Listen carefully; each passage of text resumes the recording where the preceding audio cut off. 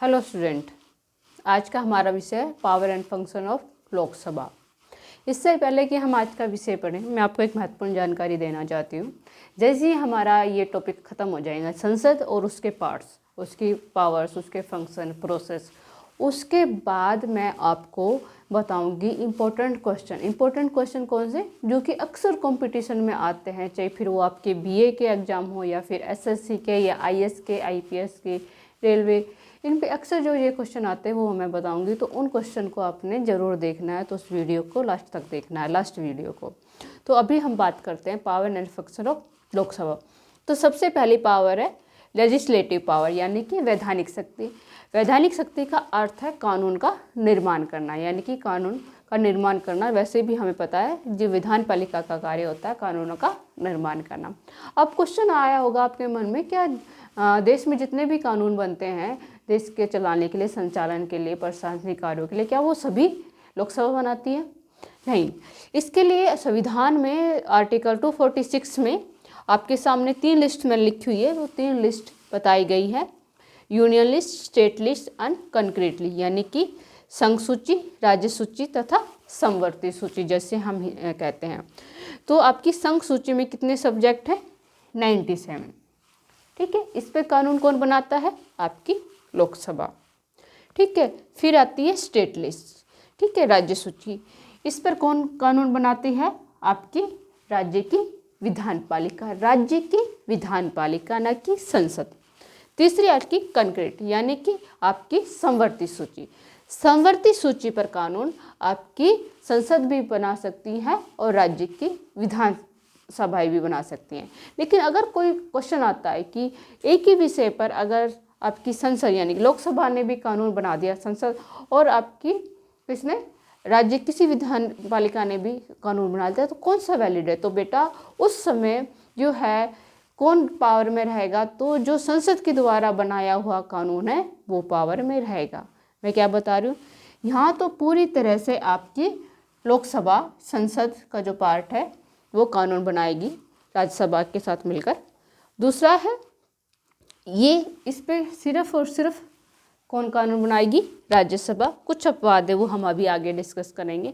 लेकिन ये जो 47 विषय है, इस पे राज्य की विधान पालिका या संसद दोनों ही कानून बना सकती हैं, यानी कि आपकी संसद तथा राज्य विधान पालिका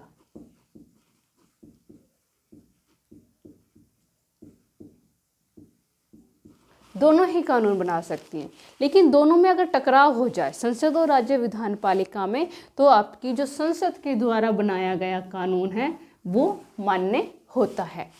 इसके अलावा इसमें एक इम्पॉर्टेंट चीज़ मैं आपको बता देती हूँ जो अक्सर बुक्स में नहीं मिलती है। वो क्या है कि अगर कोई राज्य ने पूर्व राष्ट्रपति, क्योंकि मैंने आपको पहले बताया है कि कोई भी कानून तब, कोई भी जो विधेयक है कब कानून का रूप लेगा, जब उस पर राष्ट्रपति के हस्ताक्षर हो जाते हैं। लेकिन इसके किसी विषय पर राज्य राष्ट्रपति की अनुमति लेकर फिर कानून निर्माण कर लेती है, यानी कि संसद के कानून निर्माण करने से पहले राष्ट्रपति की पूर्व अनुमति, राष्ट्रपति के पास अनुमति लेकर किसी विषय पर कानून निर्माण करती है, तो केवल उस राज्य के कॉन्टेक्स्ट में उस विषय पर संसद अगर कानून बना भी देती है, तब भी राज्य के द्वारा बनाया गया कानून ही वैलिड होता है। ये बात अक्सर किताबों में नहीं बताई जाती। तो हमारे अगर कोई ऐसा विषय है जिस पे संसद और राज्य विधान पालिका दोनों ने कानून बना लिया, उस कंडीशन में वैलिड कौन सा होगा? संसद द्वारा कानून। मगर अगर राज्य उसी विषय पर, किसी राज्य, मान लो हरियाणा राज्य ने उस विषय पर कानून राष्ट्रपति से अनुमति लेकर बना लिया, यानी कि कानून बन चुका है उस राज्य के में, एजुकेशन से संबंधित मान लो कोई कानून बन चुका है, लेकिन संसद ने उसके बाद सेम कानून बना लिया, उसी विषय पर कोई दूसरा कानून बना दिया। राज्य ने पहले बना लिया था इसके किसी विषय पर, लेकिन संसद ने उसके बाद बनाया। क्योंकि राज्य ने राष्ट्रपति से पहले अनुमति लेकर कानून बनाया था, तो इसलिए केवल हरियाणा राज्य के लिए कौन सा कानून वैलिड होगा?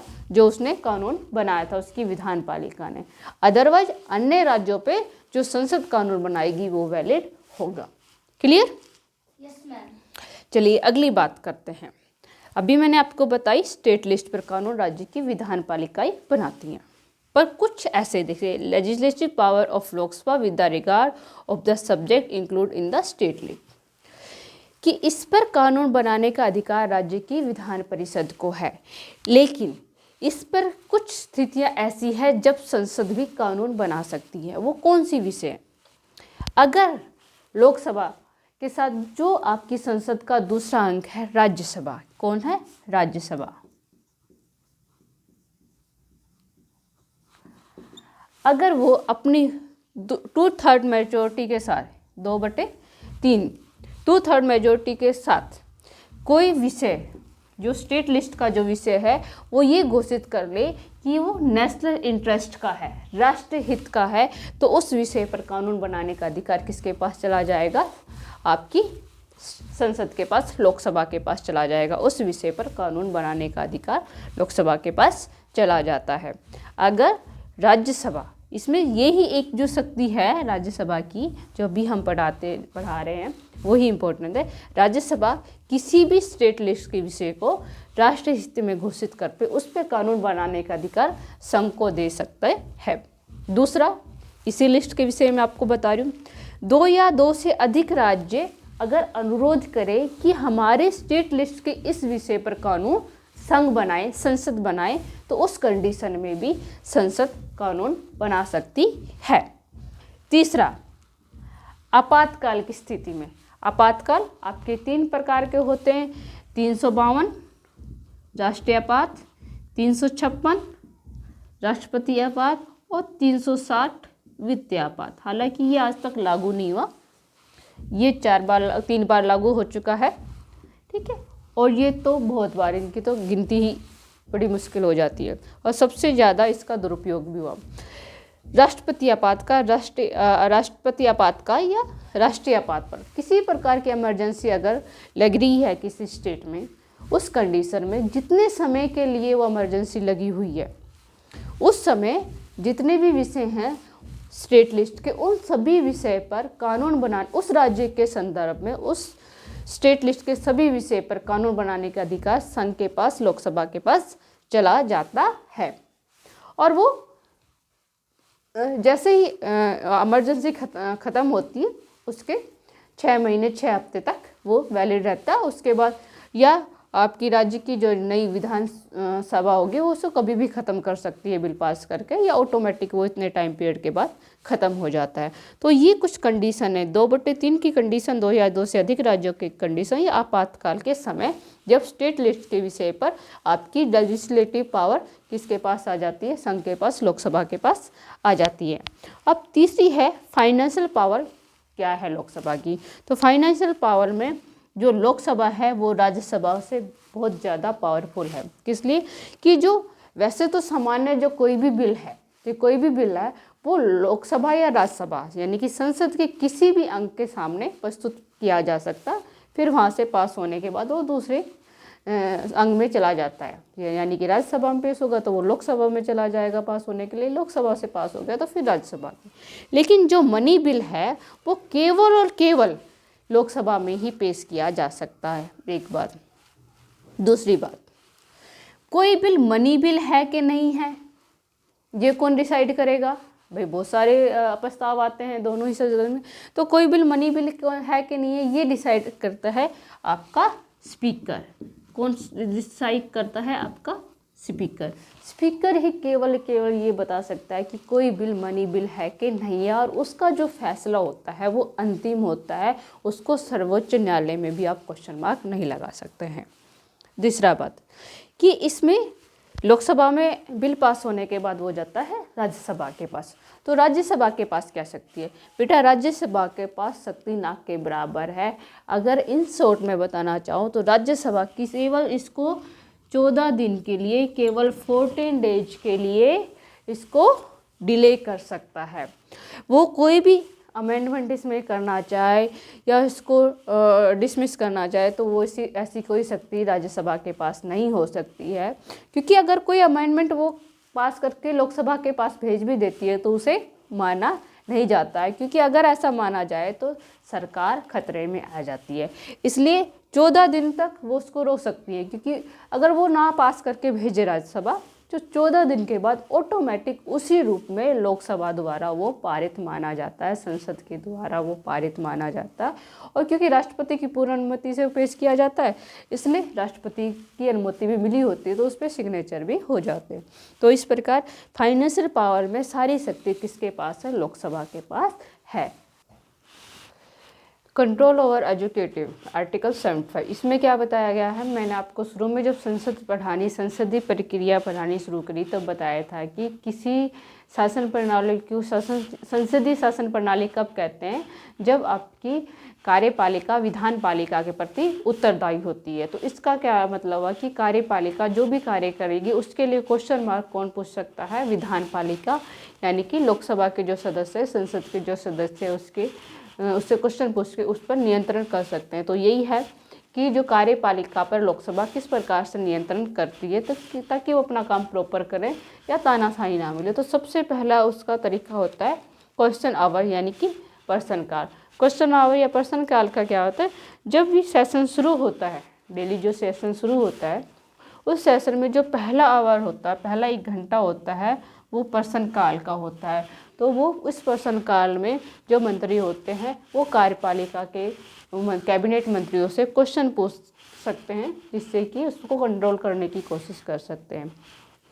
दूसरा तरीका होता है बेटा वाद विवाद। किसी विषय पर कोई भी बिल पास कर रही है आपकी कार्यपालिका, तो उसको वाद विवाद के लिए रखा जा सकता है स्पीकर के माध्यम पे, और वो वाद विवाद अक्सर पत्र पत्रिकाओं में प्रकाशित होते हैं, जिसके माध्यम से जो भी वहाँ डिस्कस होता है, लाइव टेलीकास्ट भी होता है, तो जनता तक पहुँचता है और पता चलता है कि किसी विषय पर, किसी बिल पर क्या मेरिट और क्या डिमेरिट है। तीसरा तरीका है स्थगन प्रस्ताव होता है। जब कोई भी अचानक से कोई ऐसा सार्वजनिक विषय हो या बहुत ही इम्पोर्टेंट विषय हो, तो सार्वजनिक महत्व का विषय हो, उस विषय पर स्थगन प्रस्ताव, यानी कि स्थगन प्रस्ताव का मतलब है कि जो सेशन चल रहा है उस प्रक्रिया रोक करके और उस पर वाद विवाद करना, उस विषय पर उसमें डिस्कस करना, तो वो हो जाता है आपका स्थगन प्रस्ताव। तीसरा होता है ध्यान आकर्षण प्रस्ताव, कॉल अटेंशन मोशन। इसमें भी यही होता है कि अधिवेशन, जब आपका लोकसभा का अधिवेशन चल रहा होता है तो संसद सदस्य कोई किसी महत्वपूर्ण विषय पर ध्यान आकर्षित करता है, तो ये प्रस्ताव भी स्पीकर के माध्यम से ही लाया जाता है और उस पर ध्यान आकर्षित करना। जैसे इसमें एक बार की घटना, जब कुतुब मीनार जो दिल्ली में है उसकी ऊपर की मंजिल गिर गई थी, उस समय लाल कृष्ण आडवाणी के द्वारा ध्यान आकर्षण प्रस्ताव अधिवेशन के मध्य में लाया गया था। तो तीसरा है बेटा जो अक्सर सरकार को गिराने में उपयोग में लाया गया था, अविश्वास प्रस्ताव। अविश्वास प्रस्ताव के द्वारा लाया जाता है। अविश्वास प्रस्ताव का मतलब होता है कि जो मंत्री परिषद है, जो कार्यपालिका है, वो अपना विश्वास लोकसभा में खो चुकी है। अपनी पावर जो अपने उसकी फेवर के लिए जो 50+ सदस्य संख्या चाहिए संसद की, लोकसभा की, वो उसके पास नहीं है। अगर ये अविश्वास प्रस्ताव पास हो जाता है तो फिर सरकार गिरी हुई मानी जाती है, उसको रिजाइन पूरे के पूरे मंत्रिमंडल को, क्योंकि सामूहिक उत्तरदायित्व की आर्टिकल 75 में सामूहिक उत्तरदायित्व बन जाता है कार्यपालिका का, तो उसको अपना रिजाइन देना पड़ता है, यानी कि जो सरकार है वो गिरी हुई मानी जाती है, दूसरी सरकार बन जाती है। अब ये डिपेंड करता है कि परिस्थितियाँ कैसी है। परिस्थितियाँ कैसी है कि कहीं अगर दूसरी पार्टी इस कंडीशन में है कि सरकार बना सकती है तो ठीक है, वरना दोबारा से चुनाव होते हैं। ऐसा ही जैसे कि मैं आपको बताऊं 17 अप्रैल 1919 में हुआ था, अटल बिहारी वाजपेयी की सरकार इसी अविश्वास प्रस्ताव के कारण गिर गई थी। ऐसा कई बार हो चुका है। फिर इसके बाद आता है आपका निंदा प्रस्ताव। निंदा प्रस्ताव आता है जैसे कोई भी बिल पास हुआ तो उसकी निंदा करना, कि उसकी कमियां गिनाना। इन दोनों में अक्सर एक मान ले, लेकिन ये दोनों अलग है। अगर निंदा प्रस्ताव पास भी हो जाता है, यानी कि लोकसभा के सदस्यों के द्वारा पास भी कर दिया जाता है, तो बेटा सरकार नहीं गिरती। लेकिन अगर अविश्वास प्रस्ताव पास हो जाता तो सरकार गिरी जाएगी, यानी कि सरकार गिर जाएगी। लेकिन निंदा प्रस्ताव पास, निंदा का मतलब उसको क्रिटिसाइज करना, सरकार की जो भी कार्य प्रणाली है, जो भी वो बिल पास कर रही है, जो भी कार्य कर रही है, उसकी निंदा। अगर कोई प्रस्ताव पास भी हो जाता तो सरकार पर कोई असर नहीं पड़ता, यहाँ सरकार पर असर पड़ता है। लास्ट नोट द लिस्ट, सरकारी विधेयक को अस्वीकृत करना, rejection of the government bill. जैसे अभी करंट में आपका किसानों का बिल आता है तो उसको रिजेक्ट करने की कोशिश की जाती है। तो अगर सरकारी विधेयक कोई आया है उसको रिजेक्ट करके भी उसको पास ना होने देना भी है। जैसे जीएसटी के टाइम में काफ़ी दिक्कत आई थी, तो इस प्रकार भी जो है आपके कार्यपालिका पर लोकसभा नियंत्रण कर सकती है। मैम अगर निंदा प्रस्ताव में गवर्नमेंट पे कोई असर नहीं पड़ता तो फिर इसमें होता क्या है? इसमें उसका जो भी कोई भी किसी भी अगर सब्जेक्ट के ऊपर जो निंदा प्रस्ताव लाया जाता है या जिसके भी खिलाफ निंदा प्रस्ताव लाया जा रहा है, तो उसके केवल क्रिटिसाइज की कमियां गिनाना होता है। सिर्फ कमियां लोगों के पास आती है, वो एक नेगेटिव अप्रोच लोगों के बीच में बन जाती है, बाकी इसका सरकार पर कोई असर नहीं होता है। अब अगला हम पॉइंट डिस्कस कर लेते हैं, संवैधानिक शक्तियाँ कौन कौन सी शक्तियाँ लोकसभा के पास है। तो कोई भी जो है संविधान संशोधन है वो आपकी संसद के द्वारा पास किया जाता है। तो कितने प्रकार के संविधान संशोधन है? वैसे इसको नॉर्मली हम 3 प्रकार के संविधान संशोधन मान सकते हैं, 3 माने जाते हैं। लेकिन जो बेटा है पहला जो है सामान्य, यानी कि सामान्य संविधान संशोधन होता है, यानी कि 50+, जिसमें सदस्य संख्या फेवर में चाहिए होती है, उसे सामान्य तौर पे संविधान संशोधन नहीं माना जाता। वो सामान्य एक प्रक्रिया जिसमें बिल बन जाते हैं। लेकिन अगर दूसरे प्रकार के संविधान संशोधन है, आर्टिकल 368 के अनुसार, आर्टिकल कौन सा पता है, 368 के अनुसार अगर कभी भी आपसे पूछा जाए कि संविधान संशोधन कितने प्रकार से हो सकता है, तो बेटा केवल 2 प्रकार से होता है। एक सामान्य अगर आपसे पूछा जाए कि संविधान संशोधन कितने प्रकार से हो जाता है, तो 3 प्रकार से। पहले प्रकार में जो है वो सामान्य बहुमत से आपका संविधान संशोधन हो जाता है। तीसरा इसमें ये भी विशेषता है, जब सामान्य बिल होता है, सामान्य संविधान संशोधन होता है, जैसे नागरिकता संबंधी संविधान संशोधन है, तो उसमें अगर कंट्रोवर्सी है लोकसभा और राज्यसभा में, तो जो संयुक्त बैठक बुलाने का भी प्रावधान है, जिसमें स्पीकर उसकी अध्यक्षता करता है, तो वो आसानी से पास हो जाता है। दूसरा बिल होता है स्पेशल मेजोरिटी के साथ, यानी कि 2/3 के साथ वो आपका बिल पास करना पड़ता है, यानी कि 2/3, टोटल का भी 2/3 होना चाहिए। टोटल मतलब जो टोटल सीटें हैं आपकी 545, उसके साथ साथ आपका जो उपस्थित है, जो उस प्रक्रिया में भाग ले रहे हैं, उसमें प्रेजेंट है, उसका भी 2/3 होना चाहिए।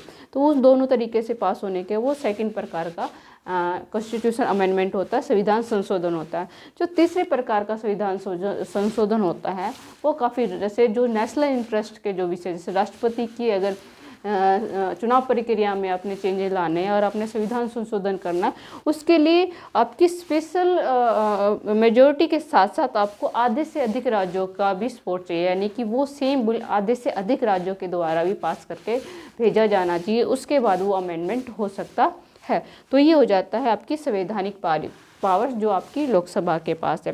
फिर उसके पास है जुडिशरी पावर, यानी कि न्यायिक प्रक्रिया। हालांकि सर्वोच्च न्यायालय की जो पूरी पावर्स है वो अलग से, जो अपनी न्याय प्रक्रिया है, न्याय व्यवस्था है, वो अलग से कार्य करती है, लेकिन कुछ अधिकार लोकसभा के पास भी है। तो सबसे पहला अधिकार है इम्पीचमेंट कॉन्सेप्ट है, जो इम्पीचमेंट यानी कि महाअभियोग जो प्रक्रिया है, वो राष्ट्रपति के खिलाफ महाअभियोग लगाया जाता है। ये सब पूरे संविधान में एक जगह महाअभियोग इम्पीचमेंट शब्द है वो एक जगह इस्तेमाल हुआ है कि राष्ट्रपति को किस प्रकार हटाया जा सकता है, राष्ट्रपति को महाअभियोग प्रक्रिया के द्वारा हटाया जा सकता है। इसमें भी वही स्पेशल सपोर्ट्स की जरूरत होती है, 2/3 मतों की बात होती है। इसके अलावा भी इम्पीचमेंट के द्वारा बहुत से अधिकारियों को हटाया जाता है, जैसे आपके उपराष्ट्रपति है, सर्वोच्च न्यायालय के न्यायाधीश है, इलेक्शन कमीशन है, अटॉर्नी जनरल है। संसद की अवहेलना अगर करता है, यानी कि संसद की अवहेलना, जैसे दिसंबर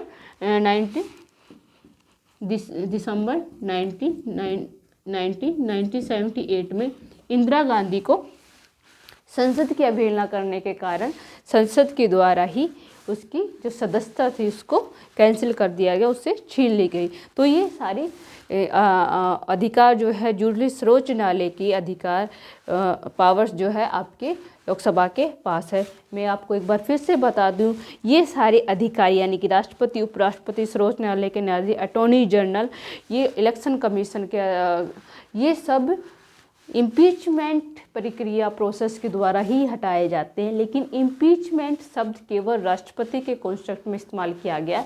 उसके अलावा जहाँ पे भी इस प्रक्रिया को बताया गया है, मान लो कि सर्वोच्च न्यायालय के न्यायाधीश के बारे में बताया गया, तो वहाँ लिखा गया कि सर्वोच्च न्यायालय के न्यायाधीश को उसी प्रक्रिया के द्वारा हटाया जा सकता है जिस प्रक्रिया के द्वारा राष्ट्रपति को हटाया जाता है, यानी कि इनडायरेक्टली इम्पीचमेंट या महाभियोग के द्वारा हटाया जा सकता है। लेकिन इस शब्द का प्रयोग केवल और केवल राष्ट्रपति का जो अनुच्छेद है, राष्ट्रपति के बारे में जहाँ बताया गया वहीं इसका प्रयोग किया गया है। लेकिन अगर कॉम्पिटिटिव एग्जाम्स में ये पूछा गया कि उस प्रोसेस के बारे में बताओ, तो हम क्या लिखें? तो उस प्रोसेस में आपने इम्पीचमेंट का प्रोसेस बताओगे ना बेटा, कि 2/3 मेजोरिटी के साथ उसको हटाया जा सकता है। पहले वो विलेख संसद में यानी कि लोकसभा में पेश किया गया, तो पहले लोकसभा उसको पेश करेगी, फिर उसके बाद राज्यसभा उसको पारित करेगी। मैम उसे क्या कहते हैं? बेटा उसको इम्पीचमेंट ही कहते हैं, महाभियोग ही कहते हैं उसको। इस प्रक्रिया को क्या कहा जाएगा, तो हम इसका उत्तर महाभियोग ही कहेंगे। लेकिन आपसे क्वेश्चन ये पूछा जाता है कि संविधान में महाभियोग शब्द का प्रयोग कहाँ किया गया है, तो आप उसको राष्ट्रपति को हटाने की प्रक्रिया में ही बता सकते हैं। आई थिंक आपको समझ में आ गया होगा। Yes ma'am. ओके। चुनावी फंक्शन, इलेक्टोरल फंक्शन कौन सा है कि जो आपकी लोकसभा है वो अपना स्पीकर और डिप्टी स्पीकर का चुनाव करती है अपने ही सदस्यों में से। फिर उसके बाद आपकी है कौन सी शक्ति है कि अध्यादेश या संकट काल है या आपातकाल की स्थिति है, उस समय लोकसभा के पास क्या अधिकार है। तो बेटा अगर सेशन नहीं चल रहा है या आपातकाल की स्थिति है, उस समय अगर किसी अध्यादेश की, किसी कानून की अगर आवश्यकता है तो उसे लोकसभा पारित कर सकती है। लोकसभा कैसे पारित करेगी कि वो सेशन में नहीं है, तो राष्ट्रपति के द्वारा कोई अध्यादेश लाया जा सकता है। फिर उसके बाद आता है जो लोकसभा के सदस्य होते हैं उसको सदस्यता से वंचित करना, उनको सदस्यता, जैसे कुछ केस हुए हमारे सामने है जब कि जैसे 25 दिसंबर 2005 में एक प्राइवेट चैनल में संसद सदस्यों को यानी कि मंत्रियों को पकड़ा था क्वेश्चन पूछने के लिए घूस लेते हुए, कि हम उसने क्वेश्चन पूछने तो उनको पैसे दे ही जा रहे थे। तो जब वो लाइव टेलीकास्ट हुआ तो उसके बाद उन सदस्यों की क्या है सदस्यता को कैंसिल कर दिया गया। ठीक है, तो इस समय इस कांड में कम से कम 10 सदस्य थे, संसद सदस्य थे, उनकी सदस्यता से वंचित कर दिया गया। इसने फिर ये लोग सुप्रीम कोर्ट में भी गए अपनी सदस्यता को लेकर, लेकिन सुप्रीम कोर्ट ने भी इसे वैलिड बताया कि इस प्रकार से घूस लेना क्वेश्चन पूछने के लिए, सरकार को बदनाम करने के लिए, वो गलत है। इसके अलावा कुछ अन्य शक्तियाँ भी आपकी लोकसभा के पास है। लोकसभा के पास कौन सी है, यानी कि जैसे नए राज्यों का निर्माण करना है तो उसकी सीमाओं में परिवर्तन करना है, तो ये शक्ति किसके पास है, आपकी लोकसभा का है। सर्वोच्च न्यायालय या उच्च न्यायालय के अधिकार क्षेत्रों में वृद्धि करने का अधिकार संसद के पास हो जाता है। और इसके अलावा दो से अधिक राज्यों में संयुक्त लोक सेवा आयोग भी स्थापित किया जा सकता है। संयुक्त लोक सेवा आयोग भी जो है वो लोकसभा स्थापित कर सकती है। तो ये कुछ, इसके अलावा 2 या 2 से अधिक राज्यों का एक उच्च न्यायालय भी हो सकता है। तो आई थिंक आपको ये पूरा टॉपिक समझ में आ गया होगा। इसके अलावा फिर भी कोई क्वेश्चन है, कोई क्वारी है तो कमेंट बॉक्स में लिखकर आप मुझसे वो प्रश्न पूछ सकते हैं। धन्यवाद। Have a nice day.